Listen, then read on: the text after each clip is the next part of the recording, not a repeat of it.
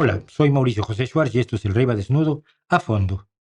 Probablemente no hay un procedimiento médico más estudiado, de beneficios más clara y contundentemente demostrados que las vacunas. Exactamente desde el 14 de mayo de 1796, cuando Edward Jenner inoculó al niño de 8 años James Phipps con la primera vacuna, demostrando después que el niño había quedado inmunizado contra la viruela, hasta el 8 de mayo de 1980, 67.198 días después, cuando se declaró erradicada la viruela y finalizado el sufrimiento, el dolor y la muerte que había producido.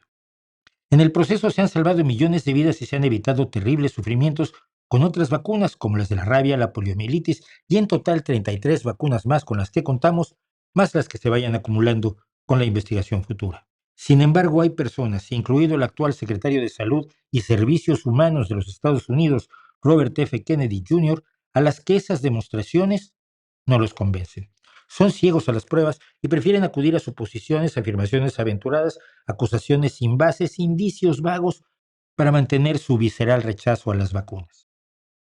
Son un ejemplo de personas inmunes a las evidencias. Por cierto, paréntesis, ya sé que en español se prefiere la palabra pruebas cuando hablamos de ciencia y evidencia se reserva a las pruebas determinantes en un proceso judicial, pero mire usted, el uso hace costumbre, así que hablaré de evidencia y evidencias esperando que no se ericen demasiado los puristas. Y si se erizan, pues ya se les pasará. El crecimiento poblacional humano ha llevado varias veces a la creencia irracional de que nuestra especie se va a multiplicar de modo tal que provocará un desastre por agotamiento de recursos, con multitud de autores que escriben libros enloquecidos, incluso uno diciendo que había que dejar morir de hambre a toda la población de la India. Fueron los pánicos malthusianos, el último de ellos en la década de 1980. Los datos, los hechos, los números, los estudios indicaban que si bien el número de seres humanos sigue creciendo, la tendencia es tal que la población no estallará hasta que los que estén en los bordes de los acantilados sean empujados al vacío por la masa humana, sino que se estabilizará en alrededor de 10 u 11 mil millones de congéneres, lo cual nos permite pensar, por ejemplo, en planear una economía para 10 u 11 mil millones de personas. Pero el hombre más rico del mundo, Elon Musk, más allá de todos los estudios y todos los datos, está convencido de que la población mundial está en declive, aunque esta tabla nos diga lo contrario, y que es necesario que nos reproduzcamos creando legiones de niños para evitar esa catástrofe despoblacional que solo existe en su cabeza alérgica a la evidencia. La ultraderecha gusta de aterrorizar a su público anunciando, por ejemplo, que los inmigrantes van a ser mayoría muy pronto, pese a que, por ejemplo, los musulmanes no pasan del 5% de la población y la mayoría de ellos son europeos originarios musulmanes, mayoritarios en sus países. Los terraplanistas, los creyentes en la homeopatía, los astrólogos, los videntes, los médiums espiritistas, los seguidores de diversos filósofos como Marx o Ayn Rand y los creyentes religiosos en general, sin mencionar a los filósofos que se enojan, en general son inmunes a la evidencia histórica, matemática, científica, demostrable e independientemente verificable. Es más, consideran que los hechos, los datos, la realidad son una molestia prescindible, que lo mejor es el convencimiento o la manipulación por la vía de la demagogia y la retórica, o bien usando la violencia para forzar a los demás a estar de acuerdo o a callarse sus desacuerdos y no actuar sobre ellos, protestando y haciendo esas cosas molestas.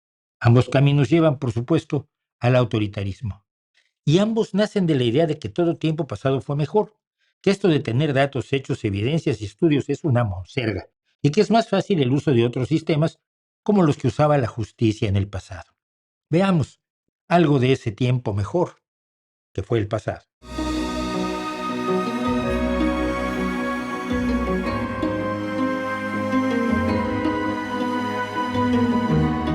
¿Cómo se determinaba la culpabilidad de alguien acusado de un crimen en el pasado europeo? Hubiera o no testigos y fuera o no culpable, el acusado en general tiende a proclamarse inocente con enorme vehemencia. ¿Quién puede decidir si miente o no? La Europa cristiana decidió que el juez ideal era Dios.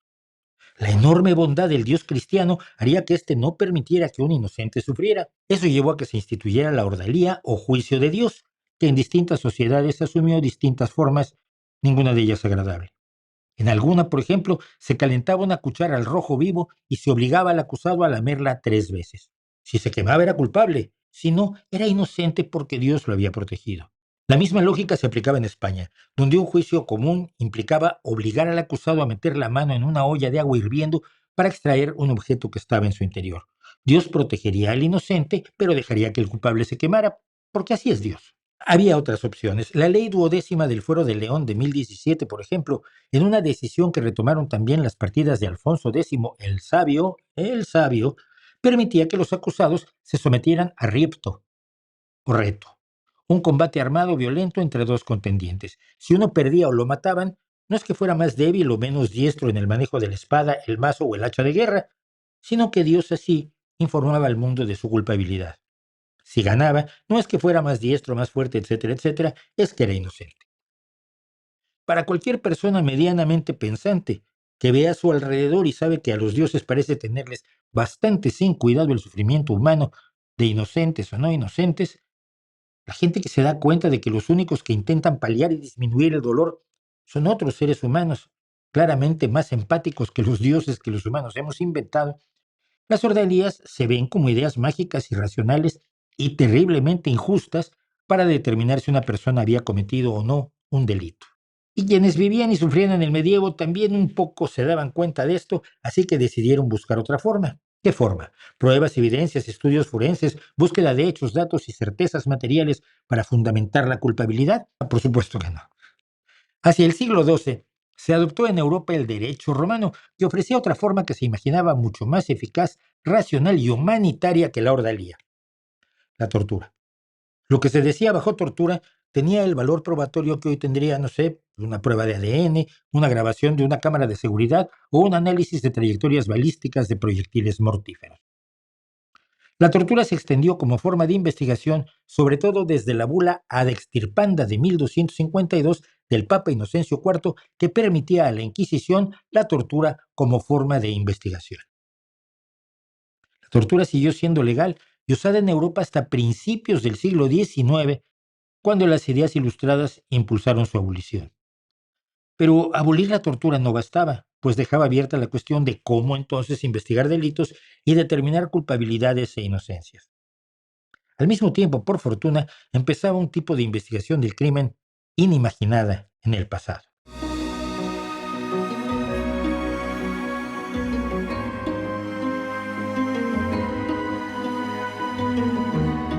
El improbable iniciador de la investigación basada en evidencias fue un delincuente francés, o ex delincuente francés, con una vida tan de novela que fue la base de numerosos personajes de Alejandro Dumas, fue la base de los dos adversarios de Los Miserables de Víctor Hugo, Jean Valjean y el inspector Javert, de Eugenio Sue, de Emile Gaboriau, que modeló sobre él al primer detective privado, Monsieur Lecoq, y por tanto fue una influencia sobre Arthur Conan Doyle. Se trataba de Eugène François Vidocq, el creador del primer cuerpo de investigaciones de la policía francesa, la Sûreté, y de la primera empresa de detectives privados, y considerado el padre de la criminalística moderna. Él empleaba, por ejemplo, a policías vestidos de civil, incluyendo por primera vez a mujeres, para infiltrarse en el mundo del delito. Promovió el estudio de la balística y el análisis de las armas, un sistema de registros para la investigación de delitos donde se anotaban todos los datos relevantes de cada delincuente, eh, qué tipo de delitos cometía, sus alias, con qué gente se llevaba, qué amistades tenía, y así podía determinar en un momento dado quién podía ser el autor de determinado delito. Hizo el primer molde en yeso de huellas de pisadas e inauguró formas eficaces de interrogatorio no violento.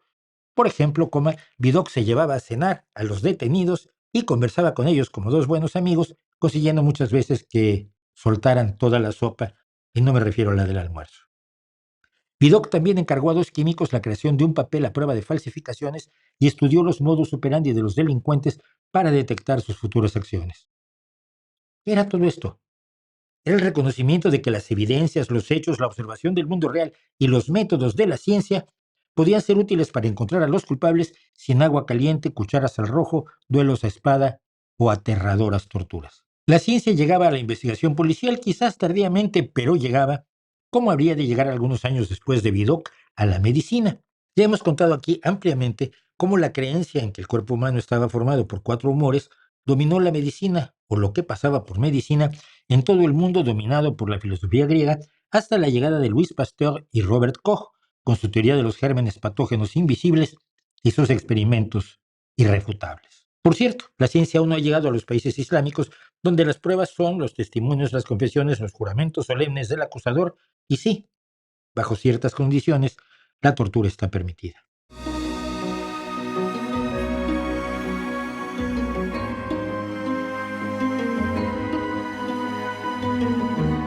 Aristóteles dijo: Los machos tienen más dientes que las hembras, en el caso de los humanos, las ovejas, las cabras y los cerdos. Aristóteles también dijo: Los objetos caen a una velocidad proporcional a su peso e inversamente proporcional a la densidad del fluido en el que están sumergidos. y Aristóteles dijo: La Tierra es el centro de un universo finito, perfecto e inmutable, formado por esferas celestiales formadas de éter, mientras que la Tierra está formada por agua, aire, tierra y fuego.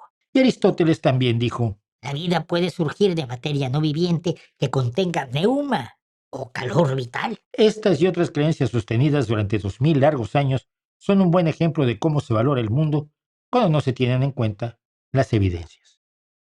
Uno puede decir que después de todo, uno de los problemas de Aristóteles, y no era culpa suya, es que le faltaban muchísimos datos, y quizás de haber tenido esos datos, su posición se acercaría mucho más a la realidad que conocemos hoy. Pero el problema real es que Aristóteles estaba convencido de que no le faltaban los datos. Habló o escribió como si tuviera todos los datos.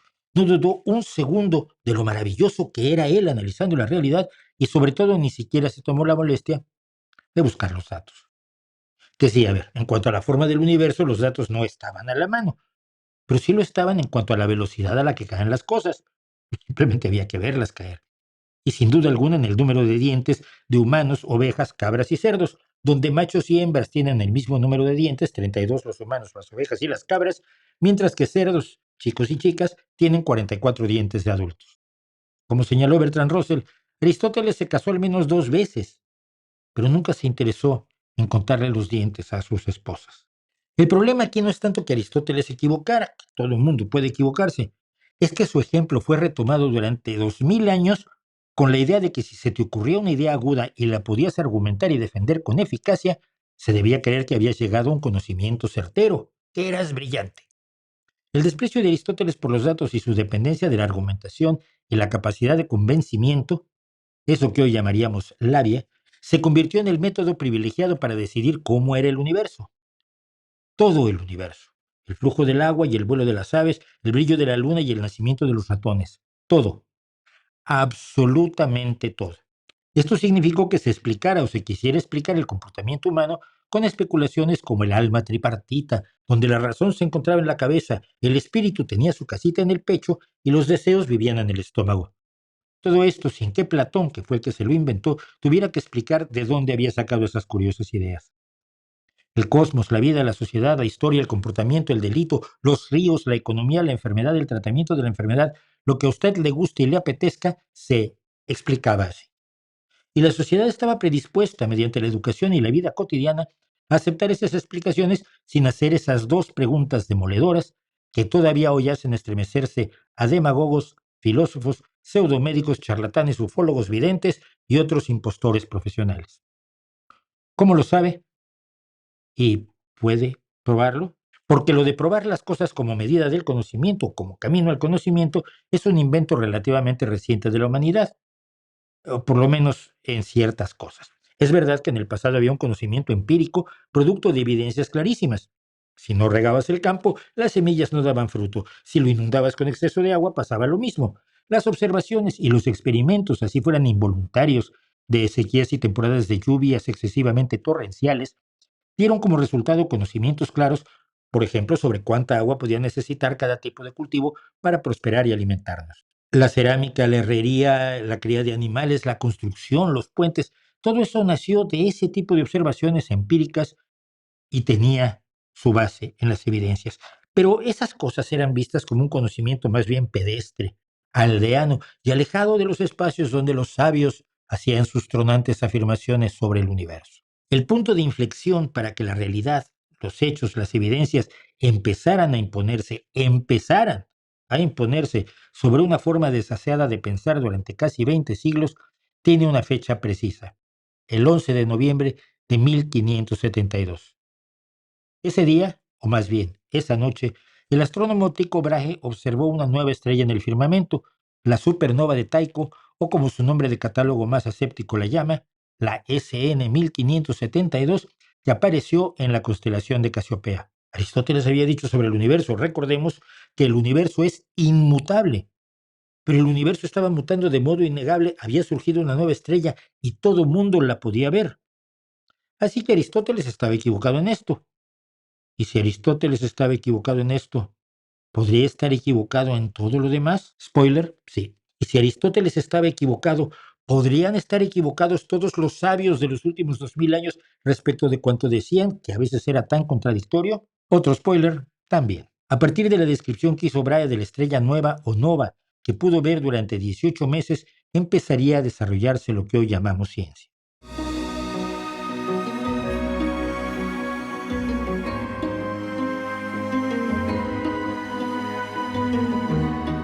Las viejas costumbres, no lo sabe cualquiera, no se abandonan con facilidad. Mientras los científicos abordaban distintos aspectos del universo con las nuevas herramientas y con la nueva exigencia de demostrar que lo que decían era cierto, porque se basaba en evidencias, otras disciplinas optaron por fingir demencia y seguir especulando y usando la retórica para sobrevivir. Y en nuestra sociedad, hoy, en pleno siglo XXI, sobreviven con bastante salud, por supuesto, y por desgracia. Es muy extraño que a nadie se le ocurre que si su patinete eléctrico tiene una avería, debe llevarlo al vidente, al herbolario, al del tarot, al filósofo o al psicoanalista, sino que suele más bien ir con un técnico especializado que sepa de patinetes eléctricos. Pero todavía hoy, millones de personas cuando enferman van a visitar una plétora de mangantes que no saben nada de las disciplinas sobre las que trabaja un médico, y que no son pocas, pero fingen saber de salud y viven de hacer afirmaciones que no tienen que sustentar en ninguna evidencia. El CDS cura la COVID, dicen. La homeopatía es eficaz, aseguran. La cúrcuma es antidepresiva, nos venden. Las vacunas no sirven para nada, afirman. El gluten es malo para tu salud. La acupuntura es anestesia. Los extraterrestres están entre nosotros. La Tierra es plana. Existen energías invisibles e indetectables que maneja el Feng Shui. Tu destino está escrito en las estrellas. Existe el complejo de Edipo, etcétera, etcétera, etcétera y etcétera. Para todas estas afirmaciones y otros miles que forman el universo de las pseudociencias, la magia y la irracionalidad, hay argumentos, hay afirmaciones, hay especulaciones, hay retórica, pero no hay evidencias si somos serios y rigurosos sobre lo que significa una evidencia. Y si las pseudociencias en estos niveles son peligrosas, mucho más lo es el manejo de ideas sin evidencia cuando trabajamos con las delicadas sociedades humanas, tan proclives a lanzarse en masa a linchamientos brutales simplemente por temor u odio, desentendidas por completo de los hechos y las evidencias. Y sí, hemos desarrollado la psicología basada en evidencias y no en escuelas de pensamiento imaginadas por individuos fascinados por su propia agudeza y ajenos a la responsabilidad de probar lo que dicen. La antropología basada en evidencias y no en la genialidad de antropólogos que han quedado en ridículo una y otra vez en la historia, la pedagogía, la sociología, la economía y muchas otras disciplinas basadas en evidencias, aunque muchas veces no hayan todavía conquistado del todo a sus disciplinas. Por decir algo, junto a la psicología científica todavía hay estructuralistas, funcionalistas, psicoanalistas y otros brujos del comportamiento. La charlatanería política desinteresada de las evidencias, incluso enemiga de las evidencias, está presente, muy presente en nuestras sociedades de modo incesante y creciente en estos tiempos, algo que debería desafiarnos constantemente a interrumpir los tronantes discursos incendiarios de nuestros políticos y hacerles preguntas. Si dicen hay razas inferiores y superiores, ¿cómo lo sabe? ¿Puede probarlo? Los inmigrantes nos quitan el trabajo, ¿cómo lo sabe? ¿Puede probarlo? La revolución armada es la única forma que avance la sociedad, ¿cómo lo sabe? ¿Puede probarlo? La normalización de la homosexualidad provoca que los niños se vuelvan homosexuales, ¿cómo lo sabe? ¿Puede probarlo? La economía está en una situación gravísima, ¿cómo lo sabe? ¿Puede probarlo? Los pobres lo son porque quieren. ¿Cómo lo sabe? ¿Puede probarlo? El motor de la historia es la economía. ¿Cómo lo sabe? ¿Puede probarlo? Muchos, si no todos los temas de candente política nacional e internacional se mueven en espacios alejados de los hechos, los datos, las evidencias. El discurso político, incluso en terrenos tan aparentemente intrascendentes como las redes sociales, adquiere ese oscuro tono del convencimiento, la visceralidad, la promoción del miedo y el odio, la afirmación tronante sin bases y el rechazo a someter las afirmaciones a la prueba de la evidencia. Por ejemplo, si una visión ideológica propone cosas que no se corresponden con la realidad, es eso lo que tenemos que discutir y no permitir que otras personas ataquen a esa ideología y a quienes la sustentan basándose en falsedades, mentiras, engaños y la promoción del miedo y el odio. La pregunta que nos queda es precisamente qué hacer y me gustaría tener una respuesta absolutamente contundente, pero no la tengo. Claro que la enseñanza del pensamiento crítico, del cuestionamiento racional y riguroso desde la infancia, en lugar, por ejemplo, de la adoctrinación religiosa, nacionalista y mágica, sería un buen principio. Pero si eso siempre ha sido una meta difícil de cumplir, lo es más hoy cuando la irracionalidad y la demagogia parecen permearlo todo. Solo queda la responsabilidad individual que podemos nosotros multiplicar a nuestro alrededor. Implica preguntarnos día a día si estamos pensando como Aristóteles o enfrentando la estremecedora realidad como Tycho Brahe. Si estamos aceptando una idea, una propuesta, un proyecto, una acción, porque los datos evidencian que son las mejores, las adecuadas, las correctas o las menos malas, o si las aceptamos solamente porque encajan con nuestros propios prejuicios, con nuestros sesgos, con nuestros deseos, como si fuéramos todavía niños. Implica exigirnos el buscar información precisa, ser nuestros propios fact-checkers o comprobadores de datos y negarnos a aceptar y luego difundir en las redes o entre nuestros conocidos, amigos y familiares ideas malignas que se presentan como si fueran nuestra salvación, sobre todo de peligros absolutamente imaginarios de los que nos informan personas a las que no les interesamos más que como seguidores y votantes, en el mejor de los casos. Exige que le señalemos a la gente a nuestro alrededor los hechos y datos, ayudándoles a eludir la creencia ciega, visceral y cómoda, a no correrles la cortesía, a no hacerles el caldo gordo, a no bailarles el agua, a no darles el avión y no decir, oh mira, que piense lo que quiera, porque siempre habrá alguien dispuesto a hacer que quiera pensar de cierta manera, generalmente no muy rigurosa. Y sobre todo, el tema nos plantea que hay que decirles a quienes juegan con el poder político, sea gobernando o en la oposición, que no estamos dispuestos a seguir siendo blanco de historias fantasiosas, de miedos gratuitos, de distorsiones de la realidad, de invocaciones al odio, de mentiras, manipulaciones y distorsiones, y a cambio les exigimos evidencias de lo que dicen, y estamos dispuestos a aceptarlas, aunque no sean como nosotros quisiéramos. Que dejen, sobre todo, de manipular a los más jóvenes, a los más desprotegidos, a los que más necesitan la solidaridad. Porque si no es el tiempo de ser Aristóteles, menos aún lo es de ser quienes todavía viven convencidos, 2300 años después, de que los métodos de Aristóteles y sus conclusiones valen más que la evidencia que tenemos a nuestro alcance. Ese dilema no es meramente un juego intelectual, es el espacio donde se juega mucho. Se juega el futuro de todos nosotros. ¿No cree usted?